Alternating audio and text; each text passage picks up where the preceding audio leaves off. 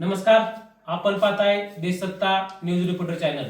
आज बारामती तालुक्यातील चोपडस गावातील दिव्या संभाजी राजे निंबाळकर यांची बारामती तालुका कृषी अधिकारी या पदावर नेमणूक झालेली आहे।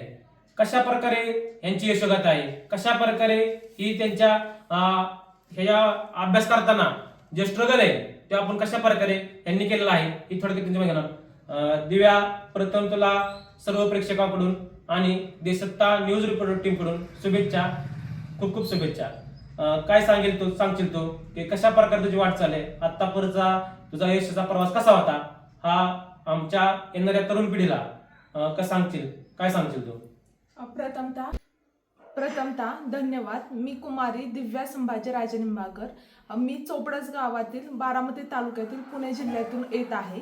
माझे प्राथमिक शिक्षण हे जिल्हा परिषद प्राथमिक शाळा चोपडस येथून पूर्ण झाले। माझे 5वी ते 10वीचे शिक्षण हे सोमेश्वर विद्यालय व कनिष्ठ महाविद्यालय सोमेश्वर नगर येथून पूर्ण झाले। त्यानंतर माझे BSc ॲग्रीचे शिक्षण हे doctor Sharadchandra Pawar college of agriculture Baramati येथून पूर्ण झाले व माझे MSc ॲग्रीचे शिक्षण हे डॉक्टर पंजाबराव देशमुख कृषी विद्यापीठ अकोला येथून पूर्ण झाले। त्यानंतर महाराष्ट्र लोकसेवा आयोगामार्फत घेण्यात येणाऱ्या कृषी सेवा या परीक्षेतून महाराष्ट्र राज्यात 33वी रँक येऊन माझी तालुका कृषी अधिकारी म्हणून नेमणूक झालेली आहे। काय सांगशील तुझी यशोगाथा, कशा प्रकारे तू अभ्यास केला आणि आता या यश मिळवले, कसा आनंद आहे तुझा? आनंद तर खूप होता। लिस्ट लागल्यानंतर एक लिस्ट पूर्ण आयुष्य बदलते त्या प्रकारचा मलाही अनुभव आला, त्यामुळे आनंद खूप होता।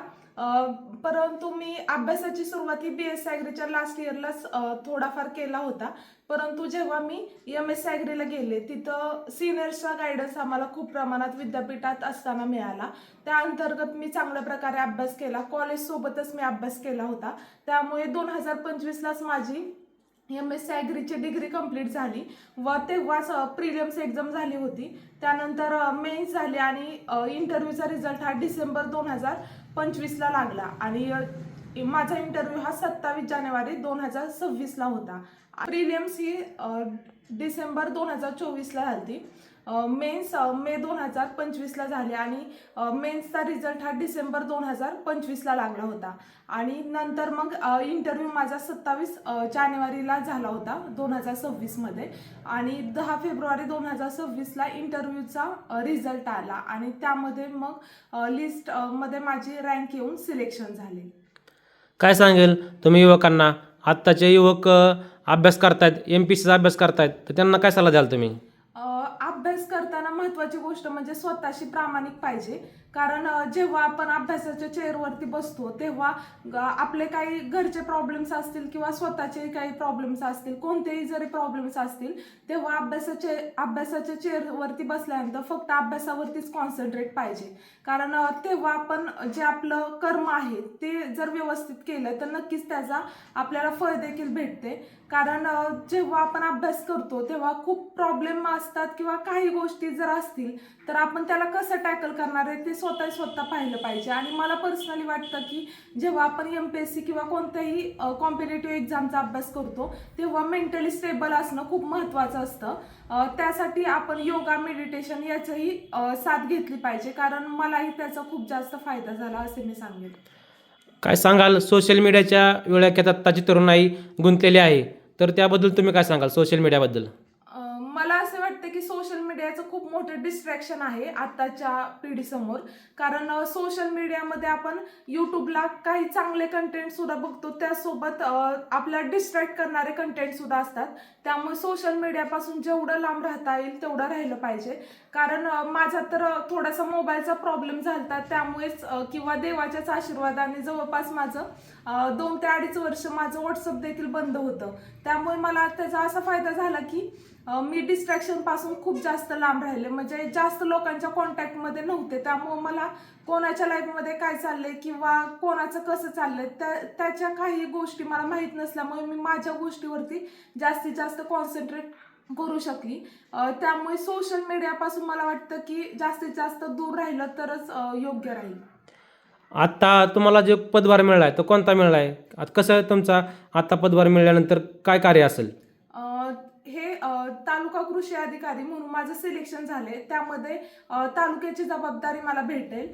यामध्ये नैसर्गिक आपत्तीच्या ठिकाणी पाहणी करून शेतकऱ्यांना योग्य तो सल्ला देणे व शेतकऱ्यांना मदत करणे, तसेच काही शासनाच्या ज्या योजना असतात त्या योजनांची व्यवस्थितरित्या अंमलबजावणी करणे, हे मुख्यतः तालुका कृषी अधिकारी यांचे काम राहते. आता तुम्ही किती वर्ष अभ्यास करत होता आणि कुठं अभ्यास करत होता? मी डॉक्टर PDCF अकोला येथेच अभ्यास करत होती. माझं MSc ॲग्री चालू असतानाच चांगल्या प्रकारे अभ्यास चालू होता व ते कंप्लीट झाल्यानंतर मला मेन्सचा अभ्यास करण्यासाठी मी थोडे दिवस पुण्यात देखील आले होते व तिथे क्लासेस जॉईन करून मी मॉक टेस्ट दिल्या होत्या. आता अभ्यास करण्यासाठी युवक पुण्याच्या दिशेने भरपूर जातात, तर त्यांना काय सल्ला द्याल तुम्ही? कसा अभ्यास केला पाहिजे? पुण्याच्या ठिकाणी खरंच अभ्यासाचं वातावरण तर खूप आहे, कारण आपल्याला सगळेजण आपल्यासारखेच अभ्यास करताना भेटतात, तर डिस्कशनचा देखील फायदा होतो. परंतु पुण्यातच डिस्ट्रॅक्शन पण खूप जास्त आहे, तर त्यापासून कसं लांब राहता येईल यावरती मुलांनी वर्क करणं गरजेचं आहे. कारण अभ्यास करताना तिथे क्लासेस देखील जवळजवळ अवेलेबल आहेत, त्यामुळे तिथे देखील आपला टाइम वाचतो व आपल्यासारखेच लोकही भेटतात, त्यामुळे आपल्याला चांगल्या प्रकारे अभ्यास करतानाही साथ भेटते. तुमचे ह्या क्षेत्रामधील प्रेरणादायी गुरु कोण आहेत? खरं तर मी या क्षेत्रात येतानाच म्हणजे माझे मामा जे आहेत, ते एक BSc ॲग्री करूनच त्यांचे PSI म्हणून नियुक्ती झाली होती, तर त्यामुळेच मी BSc ॲग्रीला ॲडमिशन घेतलं होतं. परंतु जसं जसं काही प्रॉब्लेम्स वगैरे येत होते अभ्यास करताना किंवा प्रत्येकाच्याच लाईफमध्ये येतात तशा गोष्टी, तर तेव्हा नेहमी मला माझे पप्पाचे इन्स्पिरेशन राहिलेले आहेत. कारण ते देखील शेतकरी आहेत, ते पण खूप प्रॉब्लेम्समधून जातात, परंतु त्यांनी कधीच मला मागे म्हणजे किती प्रॉब्लेम आले तरी त्यांनी इन्स्पिरेशन देत राहिले की नाही, तू करू शकते, आम्हाला माहिती आहे तू नक्की एक दिवस करशील. त्यामुळे माझ्यासाठी माझे पप्पाचे इन्स्पिरेशन कायमचे राहिलेले आहेत. एखादी मुलगी घरापासून दूर राहते, तर घरच्यांचं कसं पाठबळ राहतं?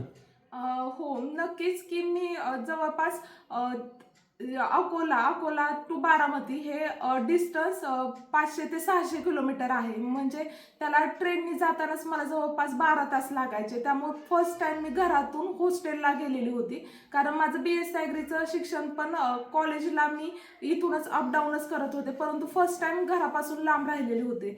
परंतु माझ्या घरच्यांनी मला नेहमी सपोर्ट केला, कारण मी कधी कधी तर जास्त दिवस घरी पण येत नव्हते, कारण असं वाटायचं की घरी आलं तर आपले 5-6 दिवस जातील, अभ्यासात ब्रेक पडेल.